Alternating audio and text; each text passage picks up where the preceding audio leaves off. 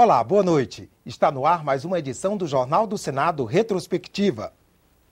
A reforma de diversas legislações, entre elas o Código Penal, a Lei de Execuções Penais e o Código de Defesa do Consumidor, esteve na pauta do Senado durante todo o ano de 2013. Comissões de juristas foram criadas para auxiliar os senadores na elaboração de projetos visando a modernização da justiça brasileira. A reforma do Código Penal tem provocado muito debate. O texto em tramitação no Senado trata de assuntos polêmicos, como aborto, consumo de drogas, eutanásia e bullying. O Código Penal entrou em vigor em 1940. Desde então, a legislação brasileira que define crimes e penas só foi atualizada uma vez, em 1984. O projeto que cria o novo código foi elaborado por uma comissão de juristas instituída pelo Senado. Há mais de um ano, uma comissão especial de senadores analisa o texto. Os parlamentares receberam sugestões de mais de 300 entidades da sociedade civil e promoveram audiências públicas com especialistas.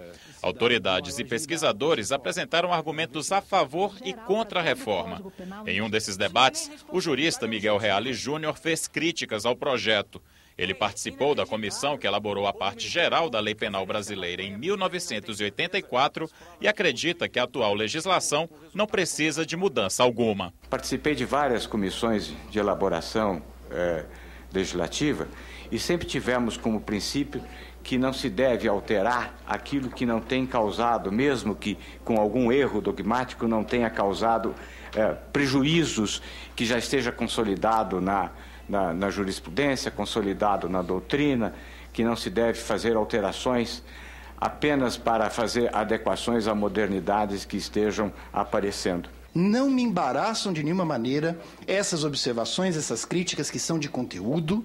Nós vivemos numa democracia e isso é maravilhoso. Reformas penais anteriores, como a de 1940, a de 1969, que não vingou, e a de 1984 foram feitas em regimes de exceção. Após a fase de debates e análise de mais de 600 emendas elaboradas pelos senadores da comissão, o relator, senador Pedro Tax, apresentou o relatório preliminar do novo código no mês de agosto. O texto traz mudanças com relação ao projeto elaborado pela comissão de juristas em 2012. Entre as principais alterações estão a exclusão da possibilidade de aborto nas 12 primeiras semanas de gravidez e a descriminalização do plantio e porte de drogas para consumo próprio, que constavam no projeto dos juristas. O relatório mantém a eutanásia como homicídio e não considera crime a ortotanásia, a suspensão de cuidados médicos em casos irreversíveis. Também permaneceram a criminalização do Caixa 2, do terrorismo, do bullying e do stalking, a perseguição obsessiva, e um capítulo especial para proteger grupos considerados vulneráveis, como crianças, adolescentes, idosos, índios e pessoas com deficiência. A definição da corrupção como crime hediondo, já aprovada em um projeto do Senado, também foi incorporada ao texto do Código Penal. O relatório elevou o rigor na punição de crimes. O período máximo de cumprimento de pena aumentou de 30 para 40 anos. A pena mínima para homicídio passa de 6 para 8 anos. E o tempo necessário para que o preso tenha direito à progressão de regime passa de 1/6 para 1/4 da pena. Hoje, um cidadão que pratica um homicídio, ele fica 6 anos, recebe a pena de 6 anos de prisão, mas na realidade, em razão da progressão de regime em 1/6, ele fica apenas 1 ano no sistema fechado, no regime fechado. Nós mudamos isso. E isso faz com que a reação da sociedade, a resposta do Estado àquele que pratique crimes, ela seja mais razoável, mais proporcional. A atualização do Código Penal também passa por uma reforma da Lei de Execuções Penais. Ela trata de todos os procedimentos relativos a pessoas já condenadas por crimes e contravenções. Veja na entrevista a seguir, concedida pelo consultor legislativo Tiago Odon, por que é necessário modernizar essa legislação. O Senado também constituiu em 2013 uma comissão para atualizar a Lei de Execuções Penais. Sobre o assunto eu converso agora com o consultor do Senado, Tiago Odon. Consultor, você participou da comissão de juristas que atualizou o Código Penal. Tem necessidade mesmo de uma atualização das leis de execuções penais?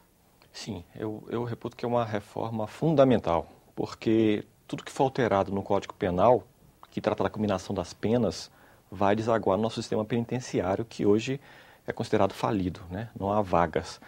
Temos alguns motivos para isso, né? Para essa necessidade dessa reforma do sistema penitenciário. Quais são os principais problemas? Nós temos a metade das pessoas presas hoje no Brasil são presos provisórios. Quer dizer, pessoas que estão lá sem julgamento definitivo. Então, muito se diz que o sistema penal brasileiro ele sofre de um problema grave. Que ele sofre uma inversão que não deveria acontecer. Quer dizer, o sistema hoje ele tem se resolvido em medidas administrativas, quer dizer, prisão preventiva.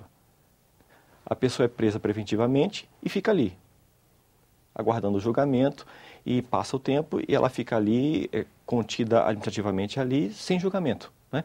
Então, metade das pessoas presas no Brasil hoje estão ali por força dessa contenção administrativa, por presunção de periculosidade, vamos dizer assim, né? Então, excesso de presos provisórios no Brasil.